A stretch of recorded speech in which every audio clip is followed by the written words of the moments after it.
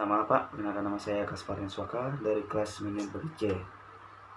NIM 180416719, kelas manajemen bagi C. Jadi saya akan menjawab soal ujian analisis lingkungan bisnis.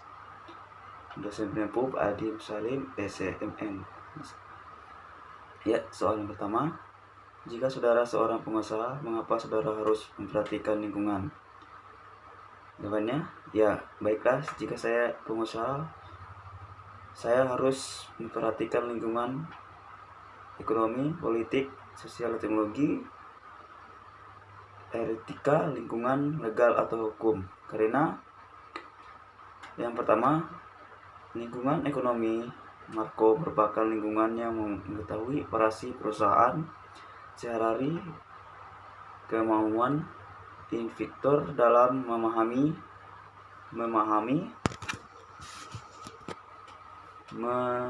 meramkan kondisi ekonomi makro di masa akan datang yang sangat berguna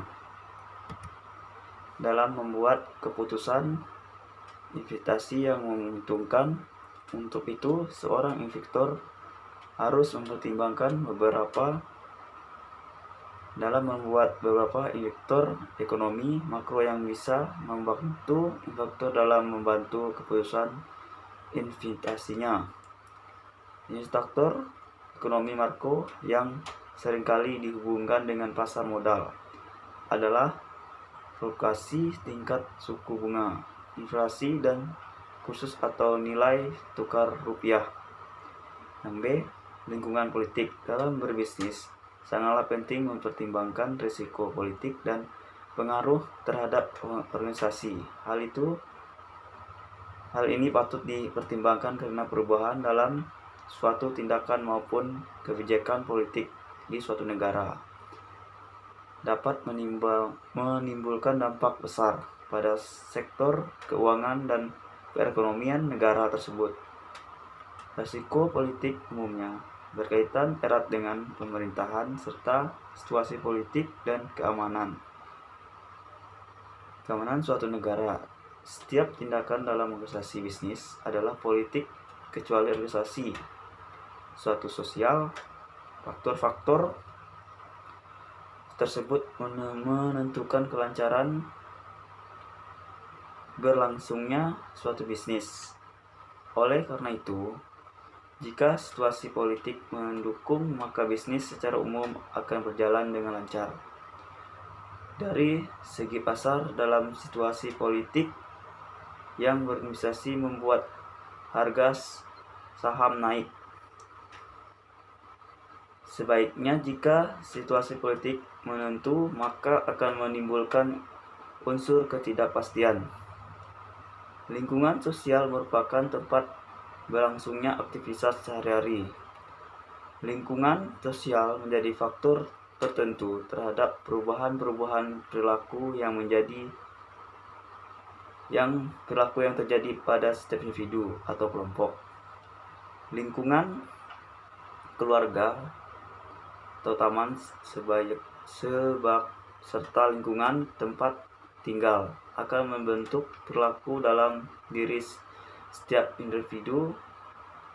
Lingkungan sosial yang baik akan membentuk pribadi yang baik, karena perilaku dan kepribadian seorang cerminan dari lingkungan sosial yang ia tepati. Keluarga menjadi lingkungan sosial yang pertama kali dikenal seorang individu sebelum terjun pada lingkungan sosial lainnya yang lebih besar. Yang D, teknologi. Sebagai perusahaan, kita harus paham juga dengan teknologi. Kenapa? Saat itu dijamin modern, semua secara online, dan kita harus mempromosikan produk kita dengan kirim ke jalan, cukup di posting produk kita tersebut di internet. Misal di WhatsApp, Facebook, Instagram. Politik meliputi perkembangan ilmu pengetahuan dalam teknologi, khususnya dalam bidang industri, fasilitas dan lainnya. Selain itu, teknologi juga saat ini memberikan penggarang bagi dunia bisnis. Perusahaan saat ini telah memanfaatkan kemajuan teknologi informasi yang sudah pesat. Penerapan teknologi informasi sudah banyak diterapkan pada perusahaan-perusahaan yang berskala nasional maupun swasta, etika dan atau lingkungan. Apa itu etika atau lingkungan?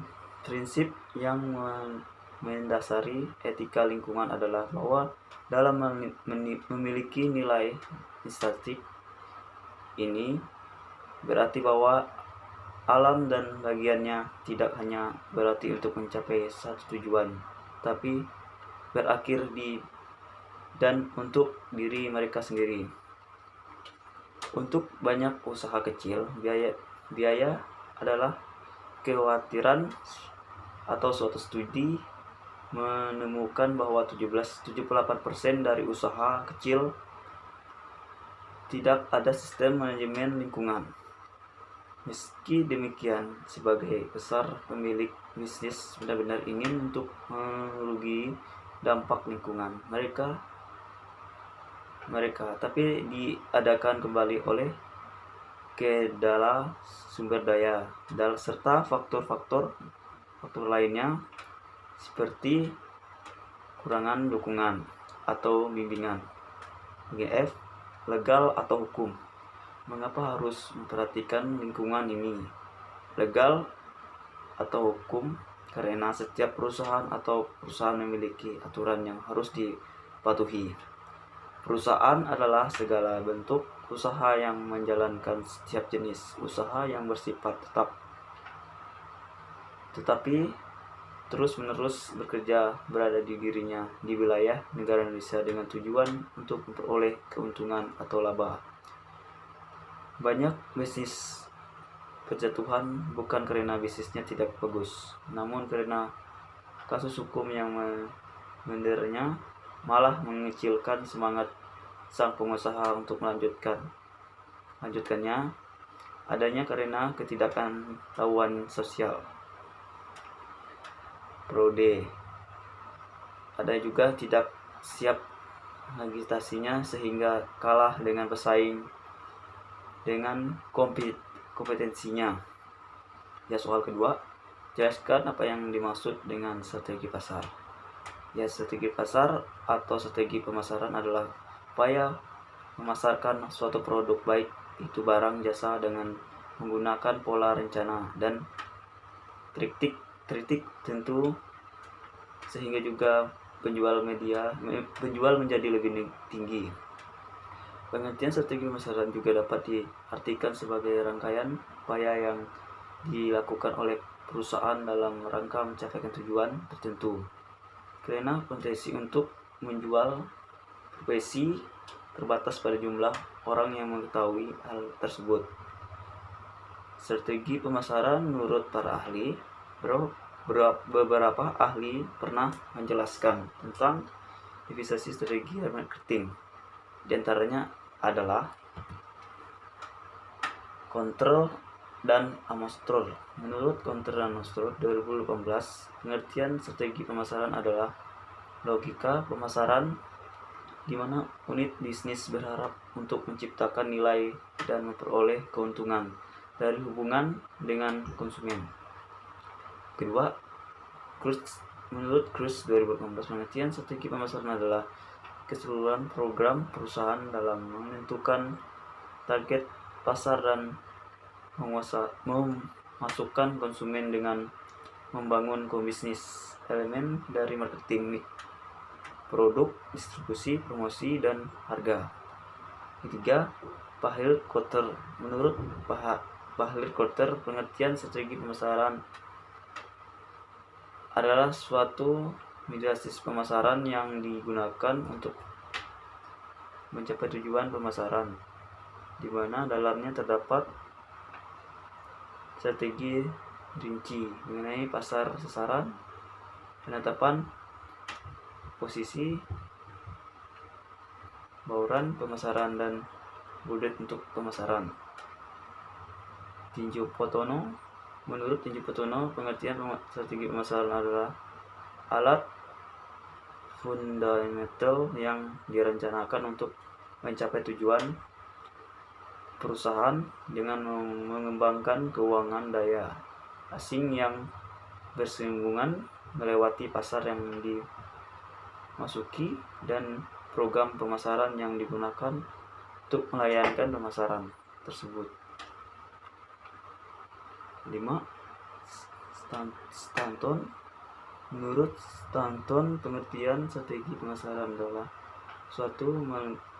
suatu yang mengikuti semua sistem yang memiliki hubungan dengan tujuan untuk merencanakan dan menentukan harga hingga mempromosikan dan menyalurkan produk, barang atau jasa dapat memasuki konsumen.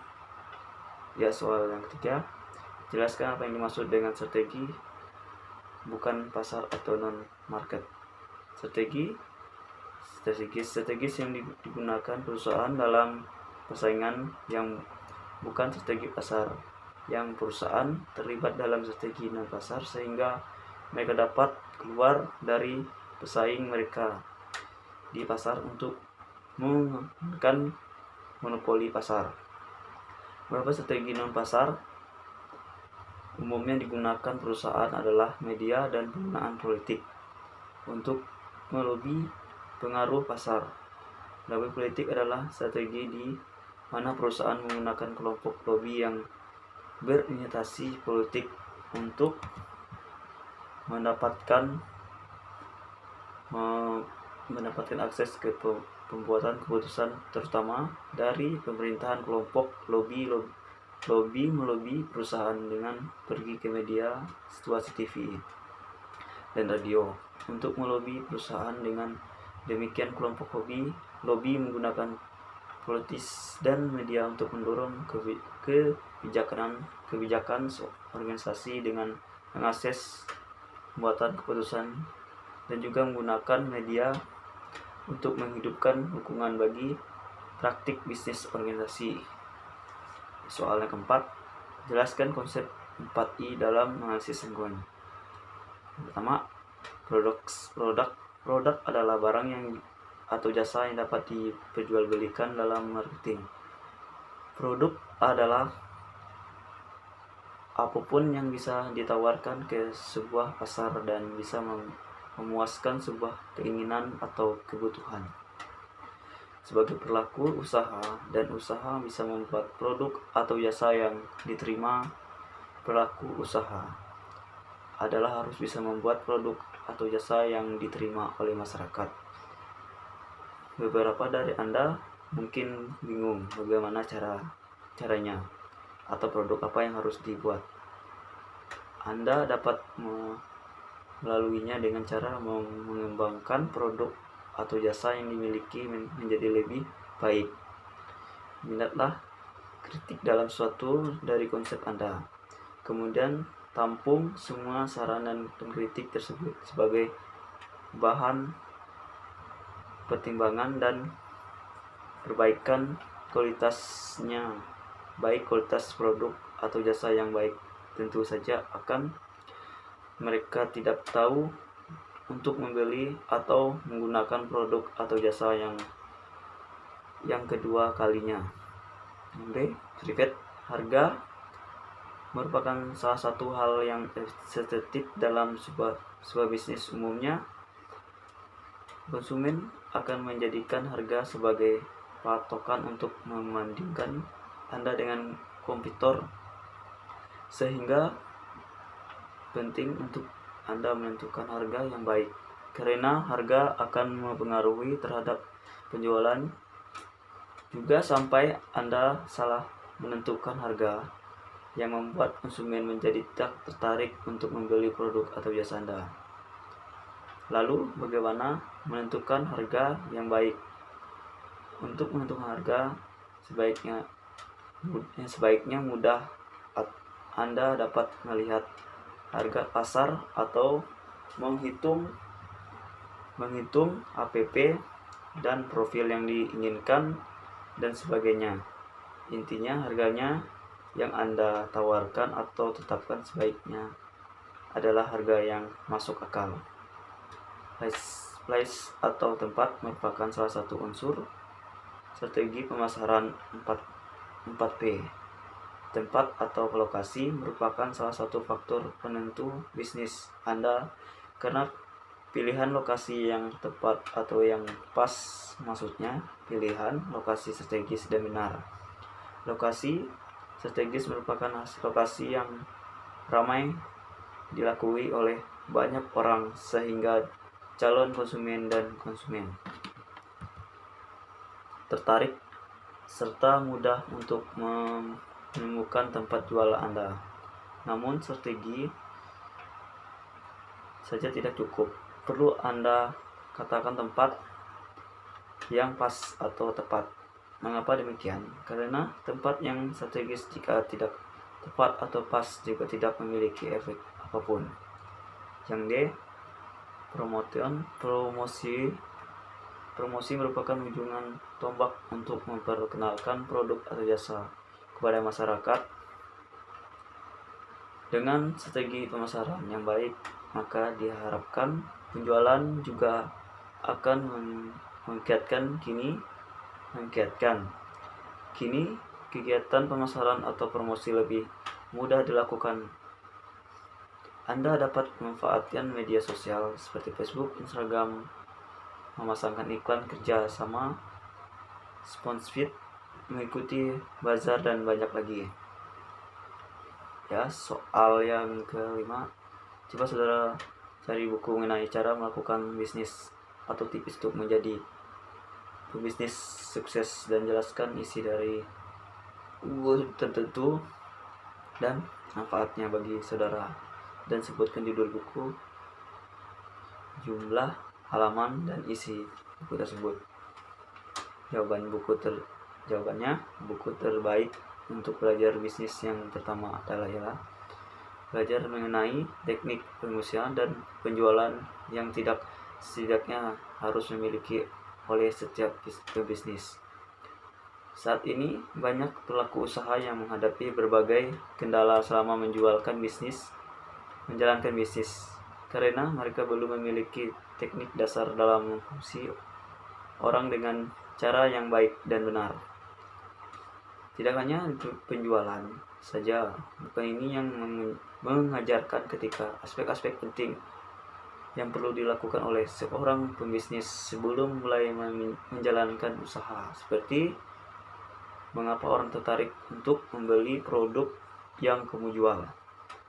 Dengan sampul warna mereka yang cantik, kamu juga tidak akan merasa bosan karena membaca buku ini, karena di setiap halamannya akan terdapat gambar kartun yang mungil dan imut, layaknya seperti membaca buku anak-anak. Selain itu, di setiap bab yang